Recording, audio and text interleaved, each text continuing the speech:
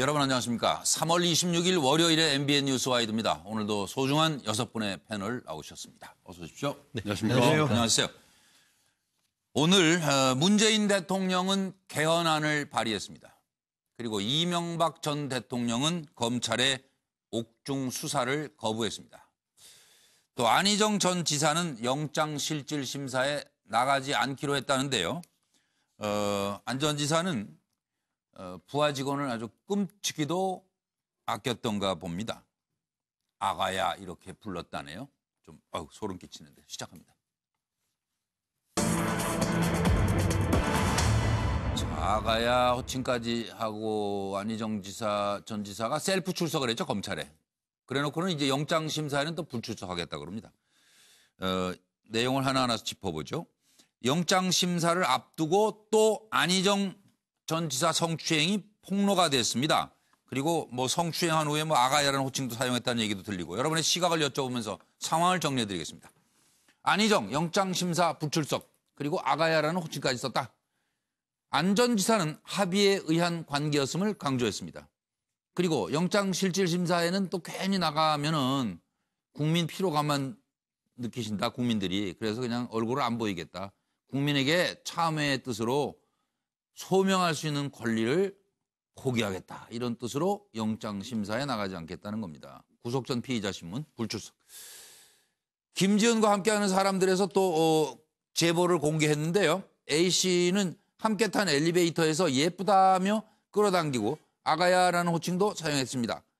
제보자 B씨는 옆자리에 편하게 앉으라며 허벅지 안쪽을 찰싹 소리가 날 정도로 쳤다. 뭐 이런 추가 제보가 있었습니다. 왕이었나요?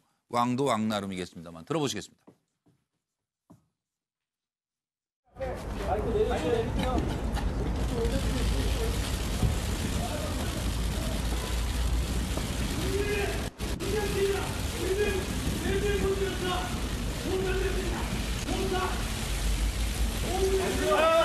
한 말씀 해주시죠. 다시 한번 모든 분들께 죄송합니다.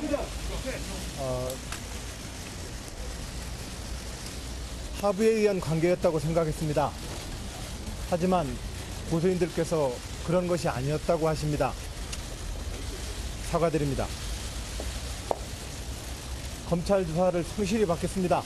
그리고 그에 따른 사법 처리도 달게 받겠습니다. 네, 합의에 의한 부분을 사과하신다 그러셨는데 그러면 위력에 의한 강요 부분을 인정하시는 건지 안 하시는 건지 그 검찰 조사를 성실하게 받겠습니다. 네.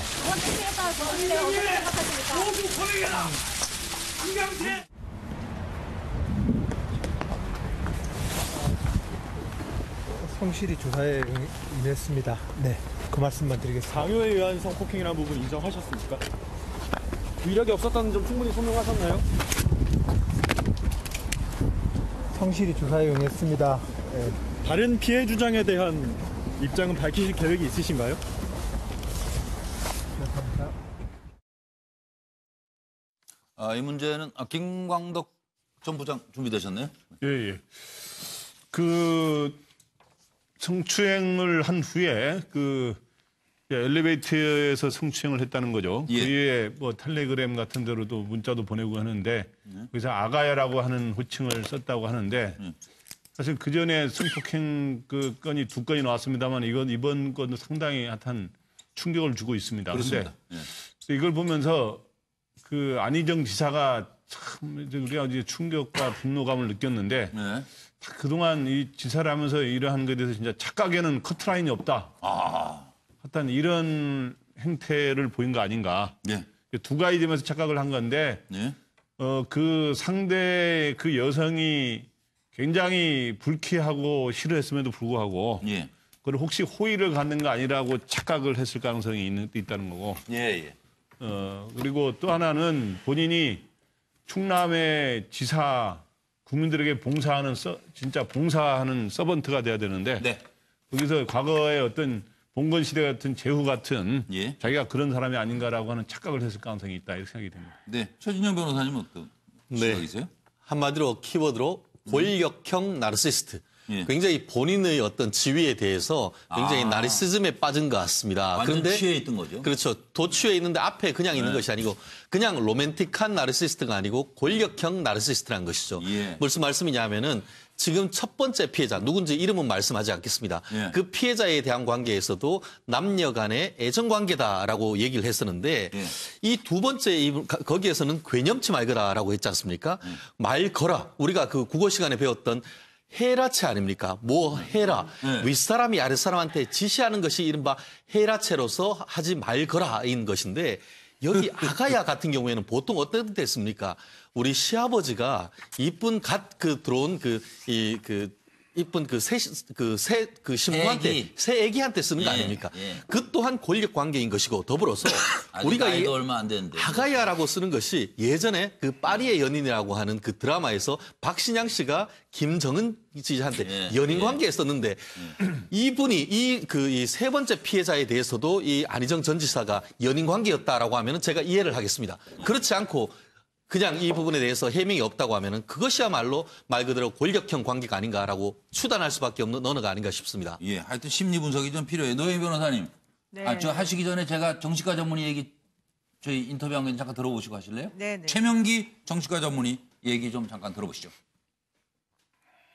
그 안희정 전 지사의 그 추가 성추행 의혹이 또 이제 나왔는데 피해자에게 그 아가야라고 그 부르면서 이제 그 메시지를 또 보내고 김지은 씨에게 괴념치 말아라라는 말까지 네네. 했는데 이런 거는 무슨 심리인가요? 첫 번째는 본인이 이제 상대방이 굉장히 불쾌했다는 거를 갖다 본인이 감지하지 못했을 수도 있어요. 네. 본인의 생각에는 그 행동에 대해서 상대방이 뭔가 안희정 지사가 굉장히 권력이 있는 사람이어서 그렇던 아니면은 그 분위기가 너무 급박스럽게 이루어져서 굉장히 싫은 감정을 표현 못했든지 간에 굉장히 이게 싫다라고 그 분명한 나쁜 감정을 갖다 표현하지 않으면은 상대방이 나를 갖다 싫어할 거라는 걸 생각도 못하는 거지요. 두 번째 가능성은 그럼에도 불구하고 본인의 입장에서도 뭔가 조금 깨림직했을 수가 있어요. 그러다가 보면은 그거를 조금 무마시키고 싶은 마음도 나고 약간의 탐색하고 싶은 마음도 나면서 뭔가 본인의 입장에서는 뭔가 이렇게 부드럽게 만들 수 있는 말을 던지는 거예요. 그게 이제 뭐 아가야라는 말이라든가 괴념치 말라든가인 거죠. 이건 노영 변호사님 권력을 잘못 배운 거 아니에요? 사실 이제 안희정 전 지사에 대해서 그 얘기를 들어보면 상당히 감성적인 사람이다 이런 얘기를 많이 들었거든요.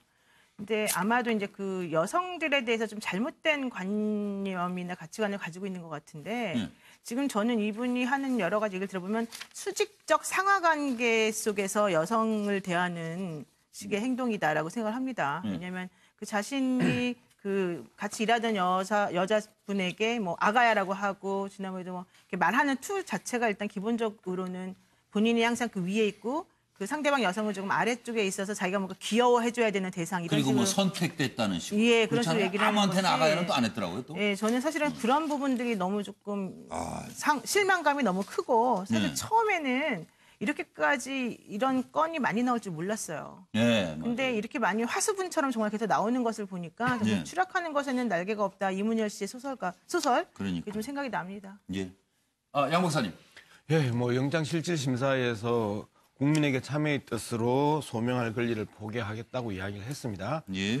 저는 좀 그 안희정 전 지사가 현재 그 개인적으로 상당히 이제 고통스럽고 힘들 거라고 봅니다. 그리고 자신이 그 가해자이고 그리고 피해자에 대한 부분에 대해서도 이제는 솔직하게 이야기를 좀 해야 될 필요가 있다. 계속해서 법적으로 뭔가를 피하기 위해서 국민에게 또는 피해자들이 그렇게 생각을 했던 것 같다. 뭐 이런 식으로 그 이야기할 게 아니고 국민에게 참여의 뜻으로 소명할 권리를 포기하겠다에 국민에게 플러스 피해자들께도 참여의 뜻으로 소명할 권리를 포기하겠다 이야기를 해야 된다. 그래서 국민과 피해자에게 동시에 참여의 뜻으로 소명할 권리를 포기하겠다라고 이야기를 하고 더 이상의 그 이러한 논란들이 계속 그 방송을 타고 또 다른 이 분석을 낳고 또 계속해서 하루 종일 안희정 지사가 방송에 나오는 모습들을 그 스스로 좀 비켜갈 수 있게 했으면 좋겠다. 저는 그렇게 생각합니다. 깔끔하게 사과하고 침묵으로 그 대응했으면 좋겠다는 게 제 바람입니다. 그래야 나중에 자기도 좀 괜찮게 살 수 있지 않겠어요, 이거? 항쟁침일 텐데. 서가본 의원님 어떻게 보세요? 예, 뭐 유구무원이라고 했습니다. 참 뭐 입이 10개라도 무슨 할 말이 있겠습니까? 참으로 상황이 그렇게 됐어요. 예, 참으로 안타깝고 또 잘못됐다고 생각을 합니다. 예. 아까 우리 노 변호사님 잠깐 말씀을 하셨습니다만은 사실 안희정 전 지사는 참 이 따뜻하고 또 정이 많은 사람입니다. 실제로 또 이 남자들이 우리 또래들의 이 남자들이 사실 그런 표현들이 좀 익숙지 않거든요.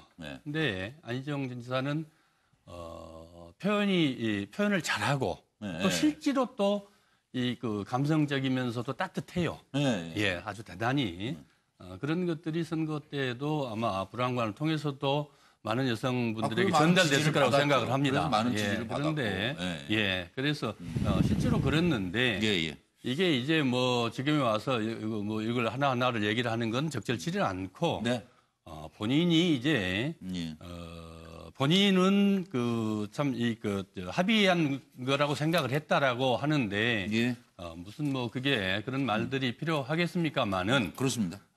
이번에 이제 영장실질심사 받으러 갈 때 변호사 측에서 얘기했던 더 이상 검찰에서 밝힌 것 이상 더 얘기할 게 없다. 또 실제로 이 영장실질심사라는 게 우리 변호사님들도 계십니다만은 피의자의 발언권을 보장해주고 어쩌면 인권을 보호해주기 위해서 한 거 아니겠습니까? 그걸 포기하겠다라는 그런 의사 표시로 보여지는데 국민들은 그렇게 생각지 않을 거라고 봅니다. 그래서 좀 더 분명하게 참여하는 마음으로 그걸 좀 보이셔야 돼요. 자숙하는 마음으로 임하는 게 좋겠다. 뭐 이런 생각입니다. 아직도 좀 애매해서 차명희 전 의원 어떤 그림 그리셨어요? 예, 그림 한번 봐주세요. 사기 주자. 저는 이제 안희정 지사가 처음부터 그랬다고 생각은 안 들어요. 근데 이분이 두 번의 본인의 어떤 지위가 급격히 상승했어요. 첫 번째, 두 번째 도지사 되면서 그 당시에 언론이나 모든 부분에서 충청 주자로 이분을 급부상했죠. 급부상시켰어요. 그 다음에 두 번째 진짜 중요한 건데 지난번 대선 후보 경선 이후에 사실은 암묵적으로 많은 사람들이 차기 1순위 아닌가 이런 생각을 사실은 했어요. 이게 여러 가지 변화가 있지만 그럼에도 불구하고 문재인 대통령 직계가 다음에 여권 후보가 되기는 어렵지 않겠느냐. 그렇다면은 안희정이 다음 아니냐 이런 생각들을 많이 했어요. 그래서 이 두 가지가 바로 인간 안희정을 그야말로 내가 상당한 사람이다. 모든 사람은 아가다. 그야말로 나에게 있어서 아가다. 라고 생각하도록 만들지 않았을까. 물론 이제 이게 두 가지 이제 어떤 잘못된 요인이 있어요. 제가 보니까 충청남도 도지사 지난번에 정무 라인에서 이번 사건이 미투 사건이 터지자마자 언론에 브리핑한 것들을 보면은 거의 이분을 그냥 옹호하는 쪽으로 했어요. 그러니까 주변에서도 이분에 대한 견제가 없었다는 거 하나 하고 본인도 사실은 그 위치에 왔으면 자기를 한번 돌아봤어야 되는데 돌아보지 않은 것 같아요. 그래서 그냥 막 아주 그냥 우길승천하면서 여러 가지 자기가 하는 일에 대해서 다 괜찮은 걸로. 근데 지난번에도 한번 그런 적이 있었죠. 노무현 대통령 당선된 후에 그런 것들이 이제 본인의 경계심을 흐리고 본인이 마치 어떤 차기 주자, 충청 맹주인 것처럼 생각하게 한 거 아닌가. 그래서 자연스럽게 아가야 모든 사람에게 아가야라는 말이 쉽게 나오지 않았을까 이런 생각 듭니다. 그리고 이제 검찰에는 셀프 출석한 거하고 영장심사 불출석한 거하고 이게 뭘 노리고 있는 건 아닌지 이거 왜 그런지 좀 잠깐 짚어주셨으면 좋겠습니다. 변호사 두 분께만 여쭙겠습니다. 네, 이제 오늘 영장실질심사에 불출석하는 그런 심리는 뭘까요? 불출석한 부분은 뭔가 하게 되면은 안희정 전 지사 같은 경우에는 수감 생활에 대한 트라우마가 틀림없이 있다고 저는 생각을 해요. 왜냐하면 안희정 전 지사가 첫 번째 학생 때 수감 생활했었던 거랑 또 두 번째 정치자금으로 수감 생활했을 때 그 처음에 적응하는 과정이라든가 수감 생활 끝나고 적응하는 과정을 안희정 지사가 쓴 글을 통해서 몇 개 봤거든요. 그런데 상당히 트라우마가 있어요. 그렇기 때문에 만약에 요번에 본인이 영장실질심사에 가서 구속이 안 될 가능성이 매우 높다 그러면 갔었을 것 같아요. 그런데 만약에 어차피 영장실질심사에 가게 되면은 무조건 구속으로 이어진다고 가정하게 되면은 실질심사를 받는 그 순간부터 이미 본인은 공권력에 의해서 본인의 자유가 제한되게 되는 거예요. 그렇다고 따지게 되면은 수감 생활이 시작하기 전에 구속이 되기 전에 단 1시간, 단 2시간, 단 몇 시간이라도 자기가 마음이 그래도 좀 편할 수 있는 곳에서 자신의 친한 사람들과 마지막 시간을 같이 보내고 싶어지게 되는 거죠. 이건 최 변호사님 무슨 법적인 노림수라든지 이런 게 있는 거예요? 법적인 노림수가 있는 것이 아니고 한마디로 모든 것을 내려고 포기한다는 쪽에 조금 더 가까운 것이 아닌가 생각합니다. 한마디로 나가봤자 꼴이 아닌가 하는 생각을 할 수밖에 없는 그런 상황이 아닌가 생각을 합니다. 첫 번째 가장 중요한 건 뭐냐면은 벌써 두 번 그 포토라인에 서는 과정에서 그와 같은 그 수치스러운 일로 포토라인에 서는 것이 굉장히 마음에 부담이 됐을 겁니다. 그렇기 때문에 이번에 또 나갈 경우에는 추가적으로 어떤 혐의에 대해서 어떻게 하느냐 질문이 많을 겁니다. 그런 부분에 대해서 아예 나가지 않겠다는 것이고, 그리고 실제로 말씀드렸듯이 영장이 청구된 이후에 관련돼서 추가적인 일들이 계속 나오고 있습니다. 그렇다고 하면은 그런 것이 나간다 하더라도 결코 본인에게 유리하지 않다라는 것은 아마 변호인을 통해서 들었지 않을까 싶습니다.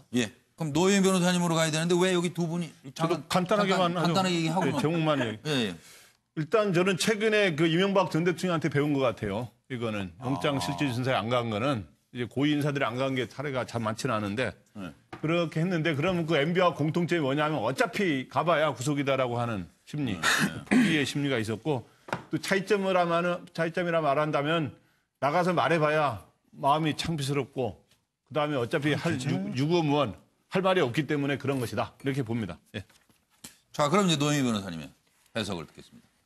사실 이제 업무상 위력에 의한 간음 이런 것들 가지고 구속영장을 청구한 예가 사실 거의 없습니다.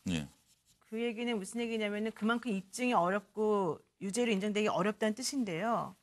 그래서 검찰에서 사실 이번에 영장을 청구하면서 영장 청구 범죄 사실이 뭘 넣었냐면 강제추행을 집어넣었어요.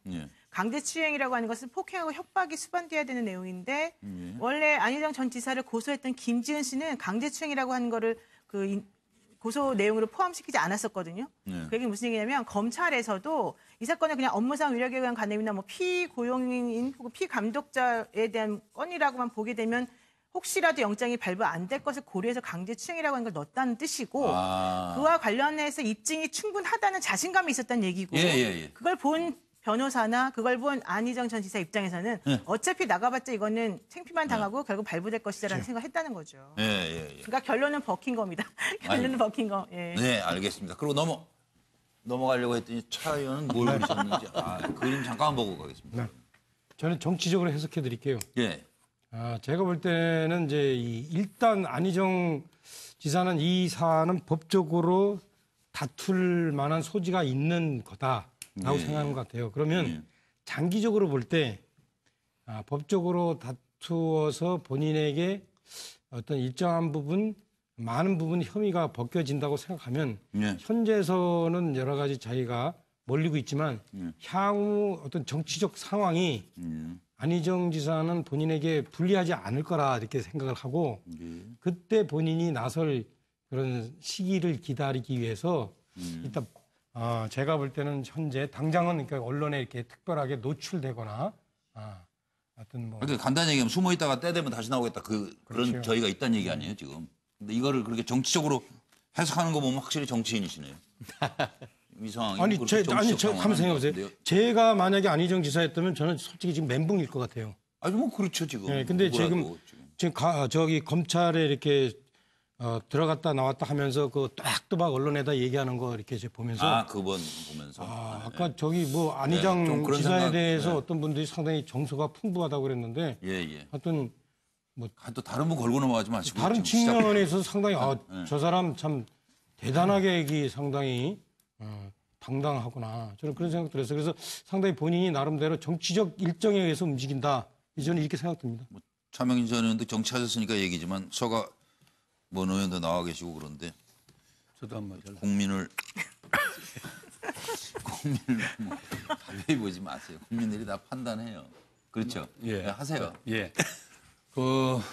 뭐 안희정 아까도 말씀드렸습니다. 안희정 전 지사가 한 여러 가지 그 일들에 대해서 뭐라고 말로 유구무원이다. 그렇습니다. 유구무원이죠. 그러나 지금 우리 차명진 의원 말씀하신 것처럼 지금 무슨 과거 정치인이라고 해서 그걸 정치적으로 해석하고 또 정치적으로 말하고 행동하고 그렇겠습니까? 그런 시대는 아니다. 그런 사람은 저서는 아니다. 물론 하나의 지금의 여러 가지 나타나고 있는 행위들을 우리가 분명히 책임을 지우고 또 벌을 받아야 되면은 틀림이 없지만은 그러나 그 하나가 안희정 인격체의 모두다.